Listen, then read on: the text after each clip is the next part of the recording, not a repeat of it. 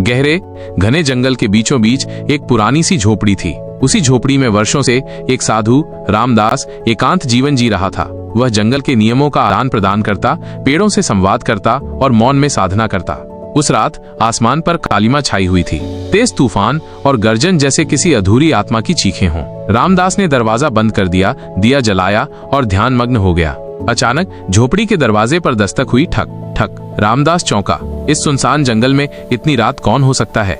हिम्मत करके दरवाजा खोला। बाहर बारिश में भीगी एक नवयुवती कांपती हुई खड़ी थी। उसका नाम था अनीता। उसकी आंखों में डर था, होठों पर थरथराहट। बाबा जी, मैं कामराज नगर की रहने वाली हूँ, वो बोली। कुछ लोग मेरा पीछा कर रहे हैं, मेरी जान को खतरा है, मुझे शरण दे। रामदास ने उसे अंदर बुलाया, एक चटाई दी और आग के पास बैठने को कहा। बाहर तूफान था, लेकिन झोपड़ी में अब केवल दिए की मध्यम रोशनी थी। धीरे धीरे अनीता ने अपनी बात बताई। मैं राजा विक्रम सिंह की बेटी हूँ। माता पिता अब नहीं रहे। लोग मेरी सुंदरता को अभिशाप मानकर मुझे छूना चाहते हैं। मैं इस दुनिया से थक चुकी हूँ।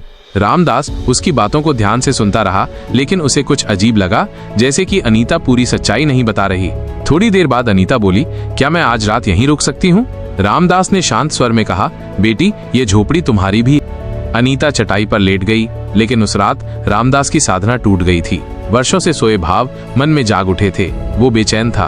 बार बार अनीता का चेहरा, उसकी मासूम आंखें उसकी आंखों में घूम रही थीं। फिर अचानक सिसकियों की आवाज आई। रामदास उसके पास गया। अनीता रो रही थी। क्या हुआ बेटी? बाबा, उसने कहा, मैं कोई साधारण लड़की नहीं हूँ, मैं भटकती आत्मा हूँ। रामदास सन्न रह गया। अनीता ने कांपते स्वर में बताया, सदियों पहले मैं रानी राधा थी। एक व्यक्ति अर्जुन मुझसे जबरन विवाह करना चाहता था। उसने काले जादू का सहारा लिया और एक रात मुझे मार डाला। जाते जाते उसने श्राप दिया, तेरी आत्मा तभी मुक्त होगी जब तू किसी पवित्र साधु से संबंध बनाएगी। रामदास अवाक रह गया। अनीता ने हाथ पकड़ लिया, अगर तुमने मेरी मदद न की तो मैं सदा के लिए भटकती रहूंगी। रामदास का मन विचलित था, पर तभी बाहर एक भयंकर आवाज गूंजी। वो काले जादूगर की आत्मा थी। एक भयावह छाया। रामदास, तू मेरी योजना में फंस गया, अब तुझे भी छोड़ूंगा नहीं। रामदास ने गहरी सांस ली और कहा, मैं पवित्र जीवन जीता हूँ, तेरी माया मुझे भ्रमित नहीं कर सकती। छाया हंसी और बोली, तू भी इंसान है, तेरे भीतर भी वासना है। रामदास ने आंखें मूंदी और फिर आकाश की ओर देखा। मैं प्रकाश का पथ चुनता हूँ, अंधकार का नहीं। अनीता की आंखों से आंसू बहने लगे। उसने कहा, बाबा, आपने मेरी आत्मा को एक आईना दिखा दिया। मैं किसी भले इंसान को पथ से हटाने जा रही थी। रामदास ने गंभीरता से कहा, तुम्हें अपनी मुक्ति के लिए किसी और का सहारा नहीं चाहिए। शक्ति तुम्हारे भीतर है, लड़ो अपने अस्तित्व के लिए।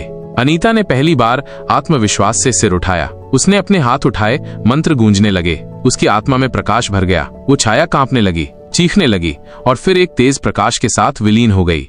सब कुछ शांत हो गया। अब अनीता की आंखों में डर नहीं था, वहां शांति थी। उसने रामदास के चरणों में सिर झुकाया। आपने मुझे बचा लिया बाबा।